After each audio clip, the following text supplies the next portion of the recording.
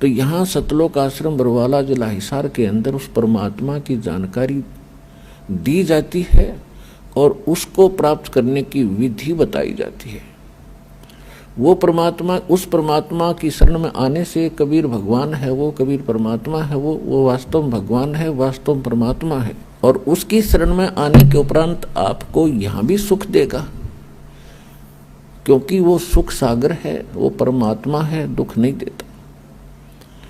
यदि हम कोई कष्ट उठाते हैं तो अपनी कमजोरी के कारण मर्यादा भंग करके हम अपना कोई हानि कर लेते हैं। नहीं, परमात्मा की शरण में आने के बाद आपको रोज नए सुख होंगे, आपके सब कष्ट निवारण होंगे और अंत में आपको वो स्थान प्राप्त होगा जहाँ फिर कभी जन्म मृत्यु नहीं होती। इसको सतलोक कहते हैं, सचखंड कहते हैं।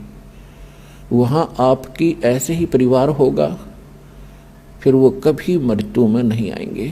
वहाँ विकार नहीं है, राग द्वेष नहीं है, वहाँ केवल सुख ही सुख है।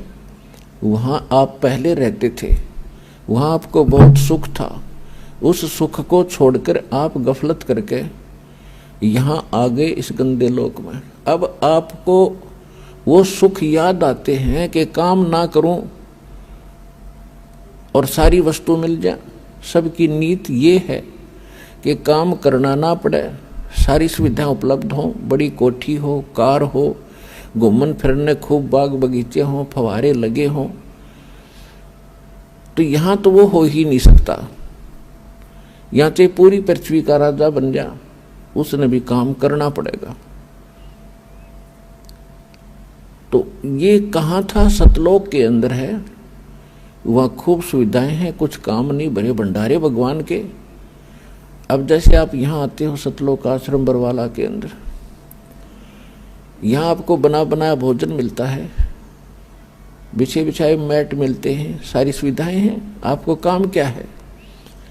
खाओ पियो, अपना भक्ति करो, चर्चा करो परमात्मा की। कितना आनंद से दिन व्यतीत हो जाते हैं। तो इसी प्रकार ये एक रिहर्सल है उस सतलोक की। लेकिन वो जो सुख है वो तो यहाँ ना दिया जा सकता है और ना बताया जा सकता है। वो तो वहाँ जाने से ही आपको पता चलेगा। ये एक केवल उसकी थोड़ी सी नकल है। तो वहाँ जाने के बाद आपकी ना कभी मृत्यु होगी, ना कोई काया कष्ट होगा। इसलिए परमात्मा के चरणों में आकर के आपको एक विशेष ज्ञान होगा कि हम जो काम कर रहे हैं, जो संपत्ति जोड़ने की हम चेष्टा कर रहे हैं, इसमें हम रहेंगे कितने दिन। तो उसके लिए विकल्प है कि परमात्मा के चरणों में लगो, भक्ति करो। बुराइयों से दूर होना पड़ेगा आपको। तम्बाकू, कोई भी नशीली वस्तु है, सब त्यागनी पड़ेंगी। और चोरी, जारी, ठगी, रिश्वतखोरी, ये भूल कर भी नहीं करना, क्योंकि इसका अकाउंट परमात्मा के दरबार में अलग से रहता है।